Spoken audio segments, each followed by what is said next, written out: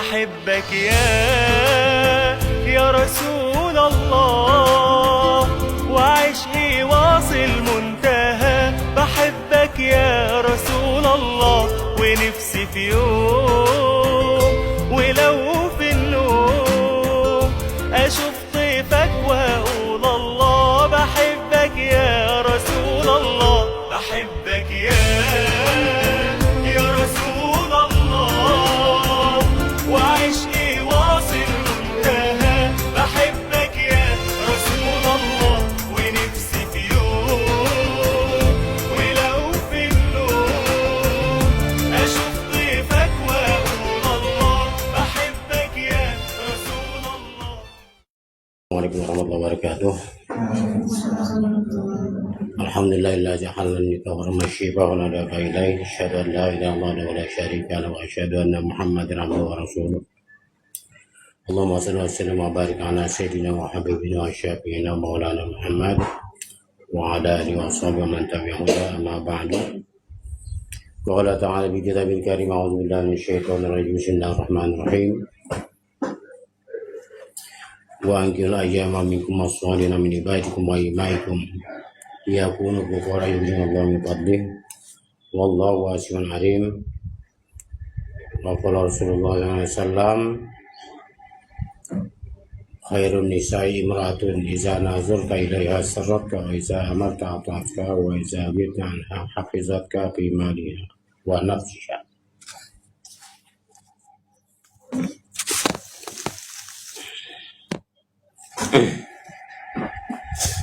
Teman-teman yang kami hormati, Kepala KUA Kecamatan Babakan Madang serta staf dan jajarannya, juga yang kami hormati seluruh penyuluh agama Kecamatan Babakan Madang,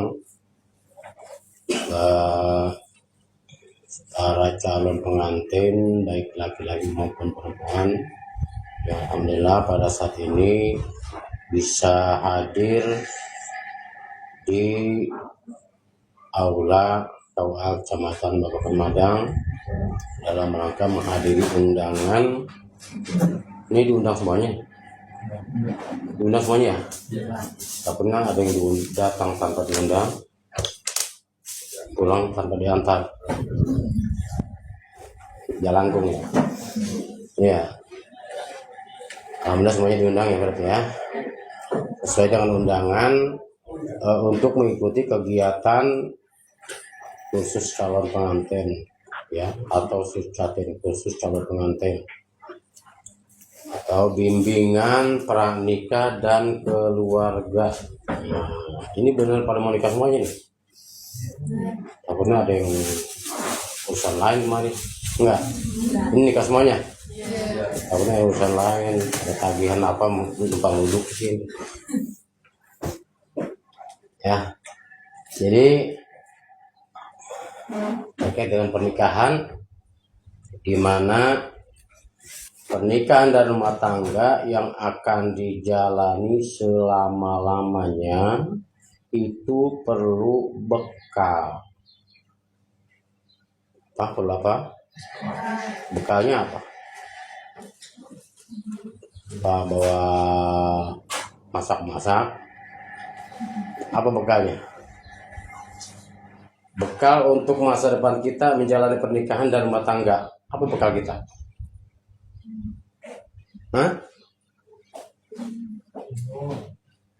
Ilmu. Masa yang lain sih?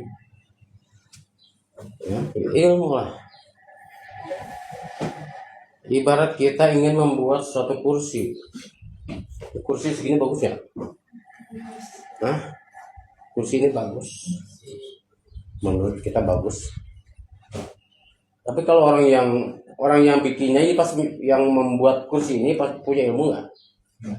Punya ilmu dan pengalaman. Apa ilmu pengalamannya?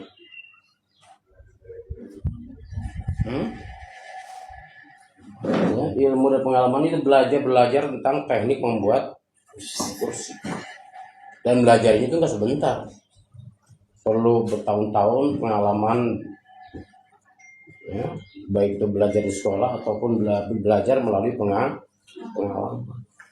Begitu juga pernikahan yang akan dijalani selama-lamanya Pernikahan dan rumah tangga yang akan dijalani selama-lamanya itu butuh ilmu nggak sedikit. Kalau bangku bersih ini udah dibuat, udah itu sukses. Tapi kalau pernikahan rumah tangga akan menghadapi berbagai masalah tantangan kehidupan. Harus disiapkan dari sekarang. Jangan mikirnya besok mau nikah udah bunga-bunga aja, ya boleh saja bunga gembira, ya gembira boleh saja, senang boleh saja. Tapi ya, kedepannya harus kita persiapan. Apa persiapan kita, visi misi kita ke depannya, ya itu.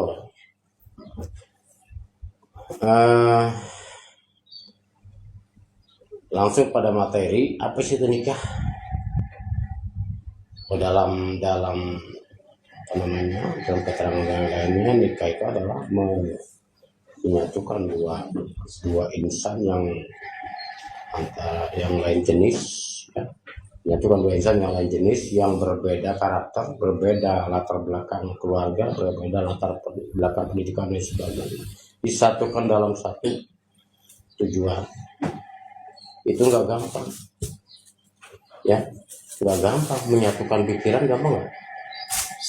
Kadang si suami keras, si istri lembek, atau kadang si suaminya keras, istrinya juga keras. Nah, kedua-duanya di situ harus tahu bagaimana cara mengimbanginya. Ini suami saya keras banget, ini istri saya keras banget, wataknya harus bagaimana supaya kita bisa berjalan beriringan. Kan kalau keras sama keras sama dengan api dengan bensin. Bahasa Sunda ngagedur, ya. Jadi ngagedur, ya. Jadi kalau ada bensin, ya seharusnya kita jadi air. Jangan ada bensin dikasih korek atau dikasih apa di siri api, jadinya mengedur hancur. Nah, begitu juga laki-laki. Istri saya keras nih, berarti saya harus lembut. Oh, suami saya keras nih, ya suami saya keras nih, berarti saya harus lembut. Dan itu prosesnya lama loh. Proses mengenal istri, calon istri atau mengenal istri itu lama. Begitu juga mengenal suami, lama prosesnya. Terkadang ada juga yang sebentar, ya, tergantung kita bisa mengenali sifat dan sikapnya sehari-hari. Ini harus gimana nih? Dia begini keras gini, berarti kita harus gini. Nah gitu, harus pintar-pintar mengendalikan diri, ya, harus pintar mengendalikan diri supaya apa? Perkawinan dan pernikahan itu betul-betul menjadi langgeng. Nanti ada konsepnya, konsep Islam dalam berumah tangga. Insya Allah ketika konsep Islam itu dipakai, insya Allah akan menjadi tercapai tujuan pernikahan, yaitu sakinah mawaddah warahmah dan punya keluarga soleh. Nah, apa sih itu nikah? Nah, nikah itu berdasar kepada dua aturan. Nikah itu berdasar kepada dua aturan. Aturan undang-undang yang berlaku di Indonesia dan aturan menurut syariat agama. Kedua-duanya tidak bertentangan, ya. Kedua-duanya tidak saling bertentangan. Nah, salah satunya diantaranya undang-undang yang mengatur tentang perkawinan, nikahan, ya. Undang-undang nomor 15 tahun 2019 itu mengatur tentang usia pernikahan. Aturan usia pernikahan yaitu yang dibolehkan di Indonesia ini adalah usia berapa tahun?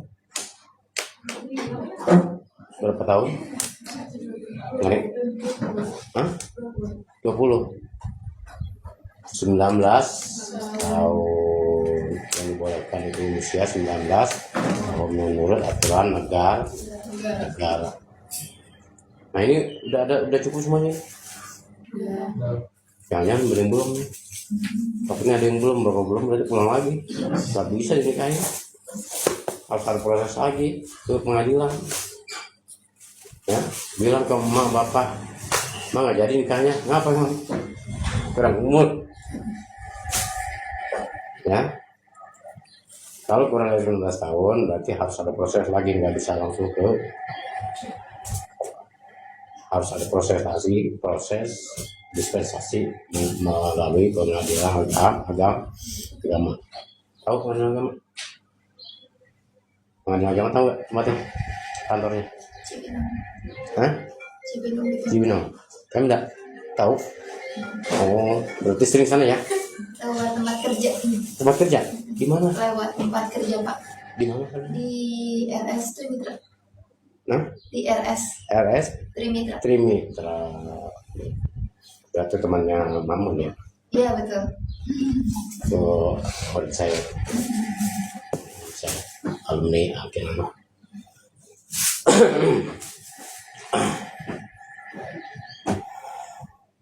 Tinggal di mana? Di rumah Pak. Oh, tinggal di rumah. Berarti orang sini ya. Calonnya orang? Orang apa? Tinggalan sekarang Pak. Iya aslinya. Di Sukahati, Pemda. Oh, Pemda mana? Ada? Hah? Oh, Pemda. Ya, rumah saya itu. Alkenan. Asli Pemda? Sukabumi. Oh, Sukabumi. Bagaimana? Perbatasan sih Pak, di Lido. Lido. Oh, gitu. Iya, iya. Ya, saya di seberang BPN. Sudah ada yayasan Alkenama. Nah, ini yang temannya ini alumni dari di lembaga saya. Kita lanjut. Ini dari luar semua ini? Enggak. Ini Cibinong ketahuan ya. Cibinong berarti ini. Yang lain? Dari mana? Dari Jambi Pak. Hah? Jambi. Oh, Jambi. Jauh banget ini. Nyebrang. Tinggal di sini lama? Baru. Baru ya? Kerja di sini? Belum. Belum. Tinggal sama orang tua? Apa? Dari Mesir. Hah? Dari Mesir. Dari Mesir? Oh. Tinggal di mana jadi? Di apa tuh? Pesantren apa? Al-Azhar. Al-Azhar mana? Kairo. Bukan, kalau di sini tinggal di mana? Kalau di sini di Jambi. Di Jambi. Langsung dari Jambi ke sini? Dari Mesir ke Jakarta langsung sih. Wah. Yang kuasa udah gitu. Nggak bisa naik aja gitu. Saya mau berenang tapi nggak kuat napasnya Pak. Oh. Iya. Udah beres kuliah? Bang ini sudah.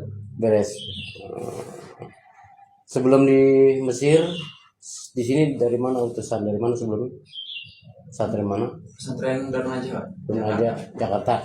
Oh, iya. Ya. Siapa nama tuh namanya? Jufri Pak. Jufri. Jupri. Calonnya mana calonnya? Mana yang tengah? Calonnya ya dari mana, tinggal mana? Tinggalnya di Cibinong. Cibinong. Cibinong mana? Di Kalden. Oh, tangga saya lagi. Yang satu sini tetangga bapak semua. Hah? Semua di sini tetangga bapak. Kayaknya mana nih? Ini mah orang Madang nih. Enggak, bukan. Iya. Madang ya, semuanya ini ya. Bukan, mana? Saya Cita ya. Amurawa. Rawa panjang. Rawa Panjang. Beda. Ya. Ya ini di mana? Betul. Sentul, bukan Madang berarti masih itu. Yang belakang? Domangu. Kalau mau itu satu lagi? Citaro. Citara. Nyebrang kecamatan. Ya, kita lanjut. Artinya saya berikan patokan bahwa pernikahan dan rumah tangga itu tidak hanya enggak cukup kita mendengarkan apa yang dipesankan pada hari. nanti belajar lagi. Baik itu melalui orang tua atau guru-guru, orang yang sudah berpengalaman dalam berkeluarga, ataupun nasihat keluarga melalui Al-Quran dan Sunnah Rasulullah SAW. Ikuti ya. Kita lanjut. Tadi undang-undang menurut aturan menurut undang-undang yang berlaku di Indonesia. Dan yang kedua, kita pernikahan itu menggunakan undang-undang atau syariat, aturan yang berlaku menurut syariat agama Islam. Apa itu nikah? Nikah dalam satu definisinya bisa kita ambil dalam satu kitab fikih, yaitu Aqiyah, yang berbunyi al-aqdul masyhur al-mustamil ala syirkul arkan. Ya. Tuh ya, jadi bisa kita ambil satu pengertian nikah di situ, dan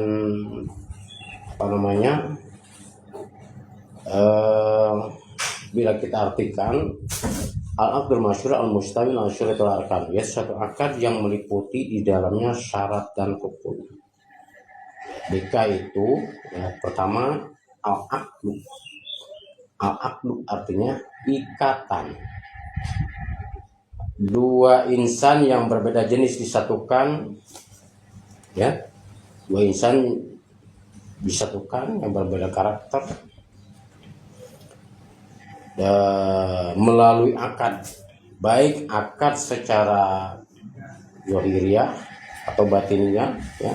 Secara zahiriyahnya mulai dari pendaftaran mulai dari lamaran, ya, lamaran pihak laki-laki ke perempuan, ke wanita, itu ada satu ikatan perjanjian. Kemudian daftarlah ke desa, kemudian daftarlah ke KUA, itu namanya akad. Akad artinya ikatan. Apa yang diikat di situ?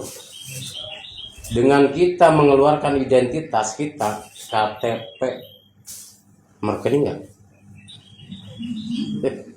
KTP, KK, ijazah,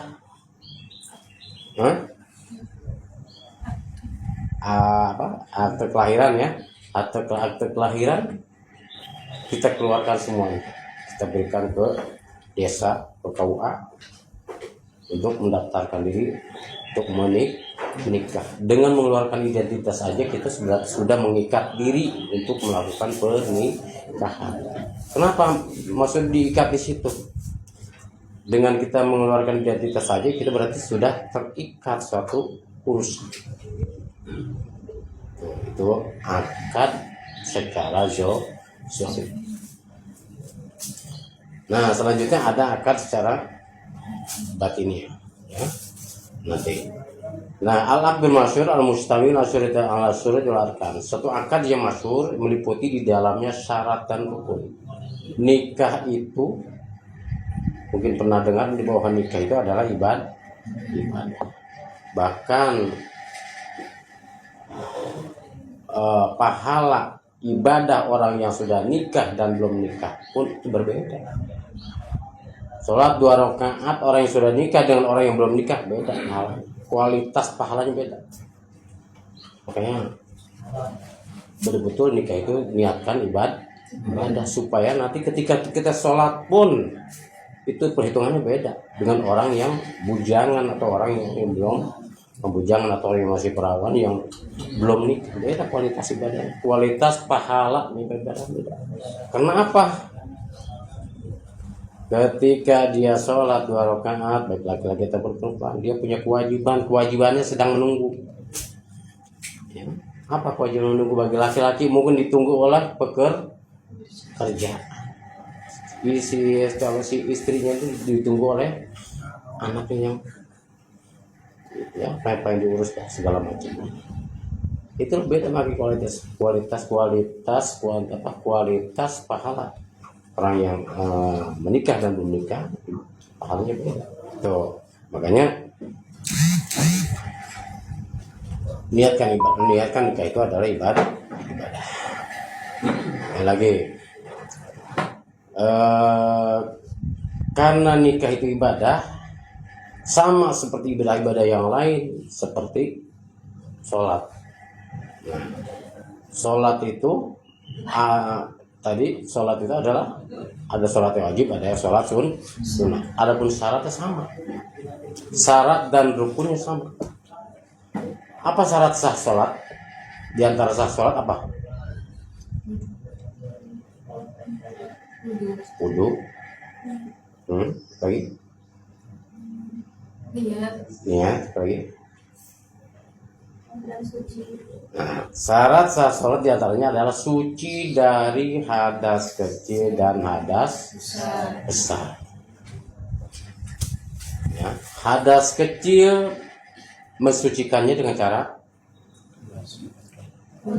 wudu. Nah, wudunya udah lancar belum?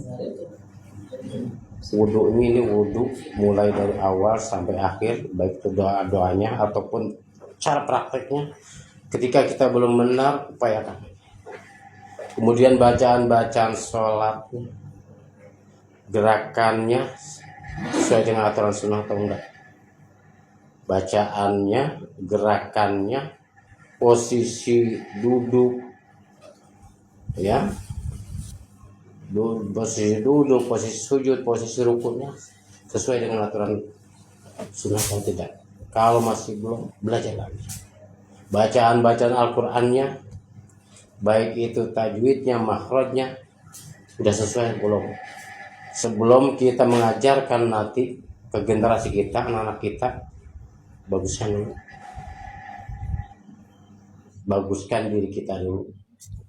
Karena kita punya tujuan ketika kita menikah dan berumah tangga, punya tujuan ingin punya keluarga yang sakinah mawaddah warahmah, keluarga soleh. Kita akan membentuk diri kita soleh-solehah. Kemudian kita akan mensolehkan anak-anak kita. Sebelum mensolehkan anak kita, terlebih dahulu solehkan diri kita dulu. Melalui apa? Memperbaiki tata cara ibadah. Nah, pada saat ini nggak mungkin disampaikan semua. Nanti selanjutnya belajar lagi, ya. Belajar lagi di rumah, di majlis taklim. Ketika ada majlis taklim di rumah, majlis taklim banyak majlis taklim lingkungan hadir, karena jangan malas-malas. Saya masih muda, masa gabung sama ibu-ibu, gabung sama ini. Nggak boleh gitu. Yang penting kita di situ hadir, dapat pahala, kemudian kita dapat ilmu. Syukur-syukur bermanfaat ilmunya pada saat itu, bisa dipakai hari itu ataupun tidak nanti untuk generasi anak-anak. Laki-laki juga gitu, ya. Laki-laki ini untuk menambahkan ilmunya untuk kedepannya, ya, untuk keluarga, diri sendiri, keluarga dan masyarakat. Belajar lagi, kumpul dengan masyarakat, kumpul di pengajian majlis taklim. Saya udah bisa, saya udah nggak. Jangan jangan pernah ada rasa saya udah bisa, padahal masih bacaan Al-Quran masih berantakan, masih banyak salahnya, perlu banyak belajar. Ya. Nah, syarat sah salah satunya adalah suci dari hadas kecil dan hadas besar. Hadas besar mensucikannya dengan cara mandi apa? Mandi kembang. Mandi wajib. Sudah apa bacanya? Niatnya. Nah, udah dikasih belum? Ya, nanti ini dibaca, dihafalin. Ya, sebelum menyerapkan air ke badan, baca dulu niatnya. Nawaitu apa? Hasil akbar anjalul badan paling naik. Mandi junub itu setelah bagi wanita setelah menstruasi, wilada. Apa wilada? Melahirkan. Nifas, ya, bagi laki-laki ada kewajiban mandi wajib, ya, setelah hubungan suami istri. Apalagi Mimpi apa? Buruk. Ya, mimpi basah. Tuh. Itu jadi sapa itu. Dan tata cara mandinya pun nanti harus belajar lagi, jangan sampai air yang kita siram ke badan jatuh ke tempat semua, tempat kita nyedok air, nggak boleh sampai jatuh ke situ. Ke dalam fikihnya disebut dengan mustahmal. Air mustahmal nggak bisa dipakai lagi buat, nggak bisa pakai wudhu, nggak bisa pakai buat minum. Itu ya, itu lebih dalam ke situ. Itu mandi wajib. Kemudian tadi tadi sholat, ini nikah ya. Tadi syarat nikah sholat itu ada syarat, ada rukun. Begitu juga nikah. Syarat nikah apa? Satu, harus dalam keadaan beragama Islam. Nah, keislaman seorang itu ditentukan oleh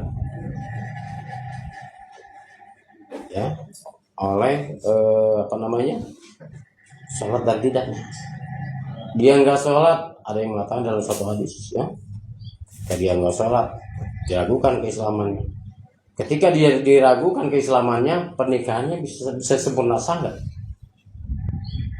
Makanya dari sekarang ya, untuk menyempurnakan pernikahan, keabsahan kesempurnaan pernikahan, upayakan sholat yang 5 waktunya, jangan sampai bolong-bolong.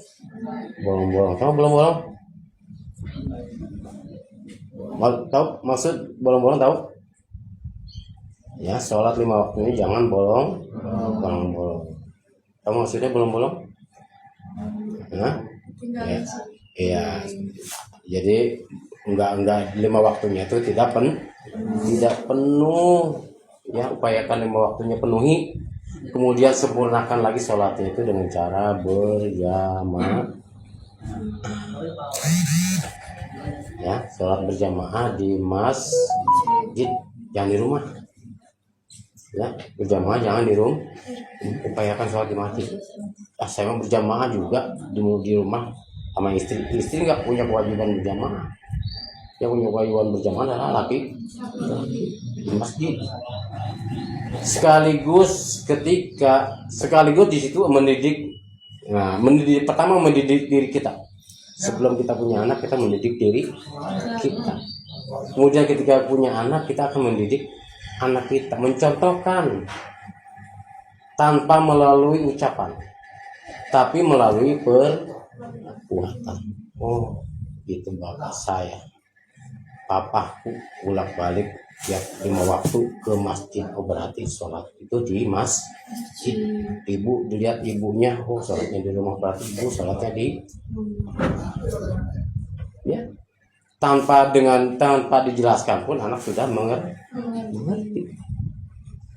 Insya Allah ketika kita mendidik anak yang mengarahkan anak untuk menjadi anak yang soleh, insya Allah akan terbentuk melalui ketaatan kita kepada Allah.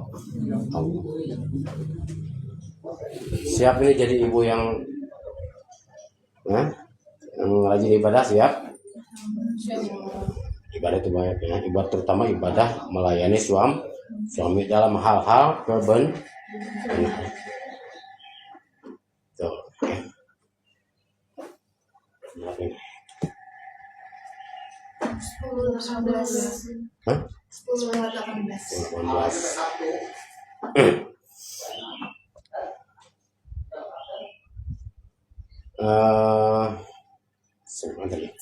Apa tadi?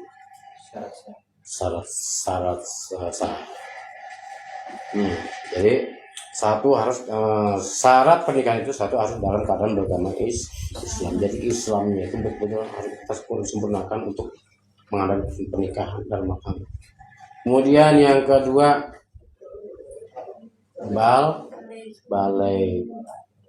balik teh. Orang Sunda sering banget ngomong balik, ayo balik terbalik. Ayo mana terbalik emang sih? Apa itu balik?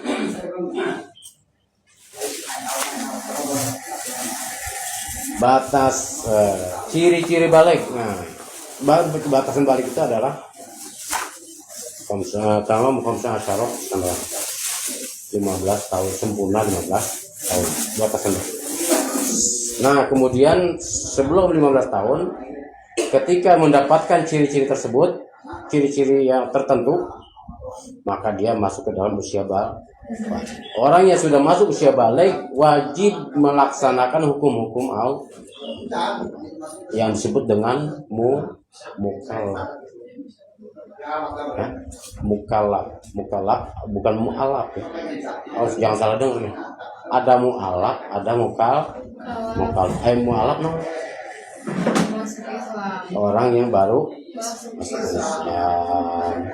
Ya, ini mukallaf wajib melaksanakan hukum-hukum Allah. Tuh ya. Yang wajibnya harus dilaksanakan, yang dilarangnya harus ditinggalkan. Ketika dia belum balik, seorang belum balik melakukan minuman keras, dosa enggak?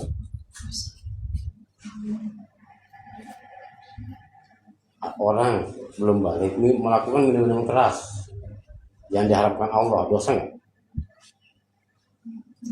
Hah? Dia bingung nih. Minuman keras kan diharapkan Allah, yang minum orang belum balik, dosa enggak itu? Hah? Enggak. Kenapa enggak dosa? Enggak. Karena dia tadi belum wajib melaksanakan hukum-hukum Allah.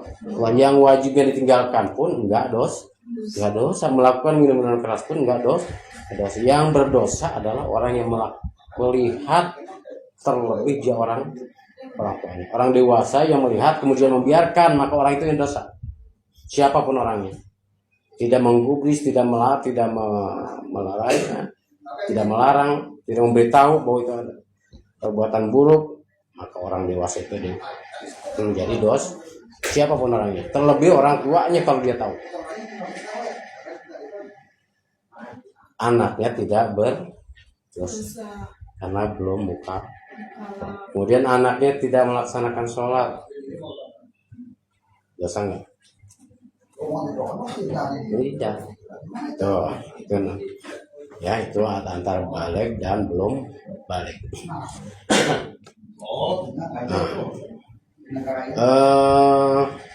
Ciri-ciri balik ya, mulai balik itu mulai dari bagi perempuan mungkin mulai dari usia 8 tahun ya.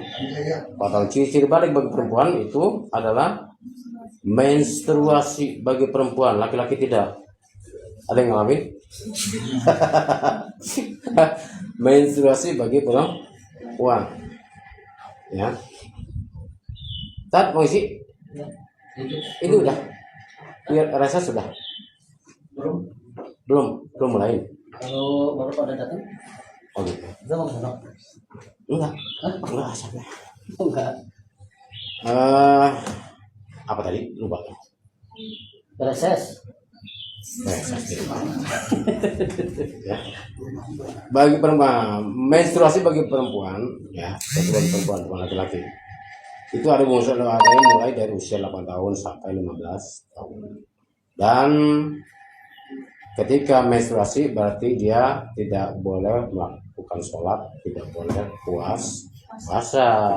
Kalau sholat mah tidak diganti, tapi kalau puasa harus diganti. Ini sebentar lagi puasa nih, ketika menstruasi nggak boleh puasa. Saya puasa kan ibadah, bilang nggak boleh ya. Tuh. Kalau puasa harus diganti, kalau sholat tidak. Nah itu keuntungan perempuan. Makanya kalau mau ada dispensasi ya udah jadi perempuan bebas kalau nggak sholat gitu ya. Tapi menstruasi gitu ya. Kemudian harus tahu juga laki-laki harus paham bahwa menstruasi itu paling lama berapa hari? 7 hari. Beda di Madang sama Cibinong mah. Nah. Terus ada lagi yang lain? Yang lain? Ini yang tanya nih kalau laki-laki tahu dia. Ini harus paham ya, laki-laki harus paham. Ini kita pertanyaan sesuai dengan fikih ya. Oke, tapi ini jawaban sesuai dengan pengalaman nih kayak gini ya, sesuai dengan pengalaman. Kalau ini nggak punya pengalaman, Nggak bakal punya pengalaman ya. Sesuai dengan pengalaman. Menstruasi itu ada yang 1 hari, 2 hari, 3 hari, sampai seminggu. Paling lama dalam fikih itu adalah 15 hari. Paling lama 15 hari. Ya, ini harus paham laki-laki ya. Menstruasi perempuan itu paling lama 15 hari. Takutnya nggak sabar. Ulang apa sih? Menstruasi orang-orang pada seminggu, 4 hari, 15 hari lama amat. Harus paham. Ini udah tahu nih, makanya penjelasan lebih luas lagi pengajian ada. Penjelasan yang lebih luas lagi supaya mengerti siapa itu si perempuan, siapa itu si laki-laki. Itu di pengajian insya Allah dibahas. Ya paling lama 15 hari. Itu nggak boleh puasa, nggak boleh sholat. Kemudian paling sedikit ya dalam fikih itu adalah 1 tetes. Ketika 1 tetes keluar, kemudian nggak keluar lagi, dan kita menyatakan perempuan yang menyatakan meyakinkan bahwa itu adalah darah haid, mandi wajib. Kemudian langsung sholat. Itu ya, kita tahu paling lama 15 hari. Ketika lebih dari 15 hari masih keluar darah, itu namanya darah apa?